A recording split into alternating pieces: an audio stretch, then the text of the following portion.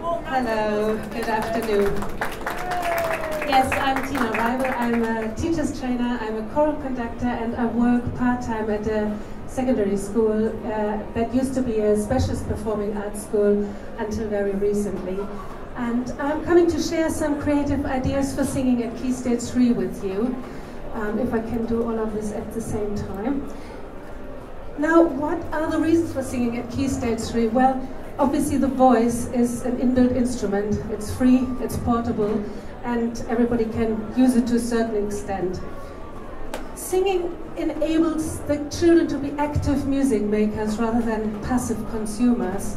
And that's very, very important. So when children are actively making music, it fosters the musical understanding and engagement and fosters creativity. So you would think that everybody would sing a lot at secondary schools, but sadly, Ofsted have found once again that there's by far not enough singing in English schools.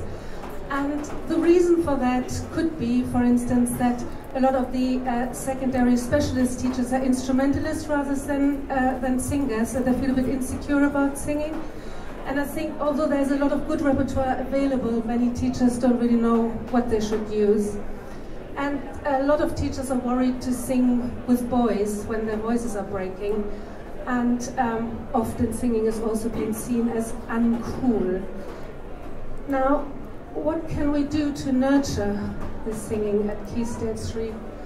Well, I think the core idea is that singing needs to be a constant part of the curriculum, because the children come to us from primary school, they're really used to singing all the time.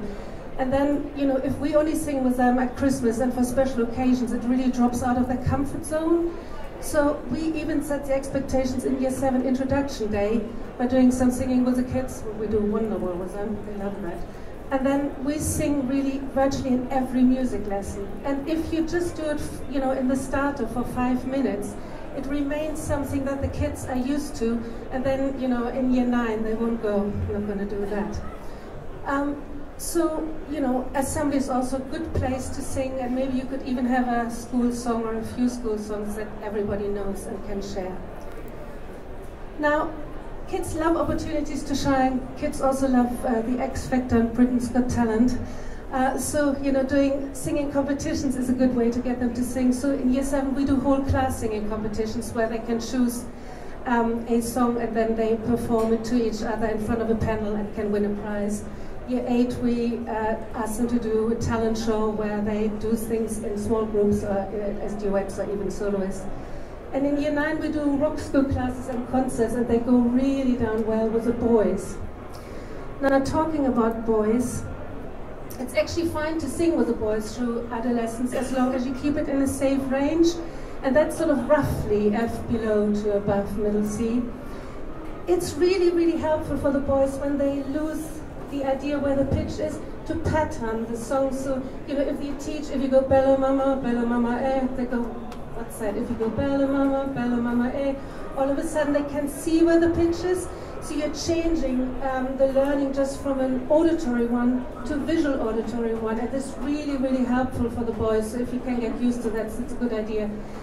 And when the boys become self-conscious a bit later in Key Stage 3, it's lovely to offer them boys-only singing opportunities, so like, you know, only boys allowed choir or a boys' own young vocal male group. Make it fun. I think all learning should be fun. It doesn't matter what subject, but, you know, if you can make singing fun, you've got much more chances for kids to take part. So use a nice, varied and interesting repertoire. I love the Popular Voice Works series, and Faber also has got a lovely series called Choir Rocks, which has got nice contemporary pieces set quite easily that you can use in the classroom and in choir.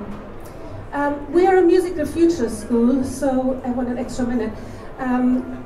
We love being part of Musical Futures because it actually helps the kids to own their music, because they bring in their own songs that they want to do, and it gives them confidence and choice. Songwriting projects, we do one in every year on different styles. You can do blues one year, ballad the next one. Again, the children own their singing. A choir is actually a good place to have fun, but often children are reluctant to join a choir because it's such a long-term commitment, and everybody wants to be in the school show because it's just something that happens in a few weeks or months.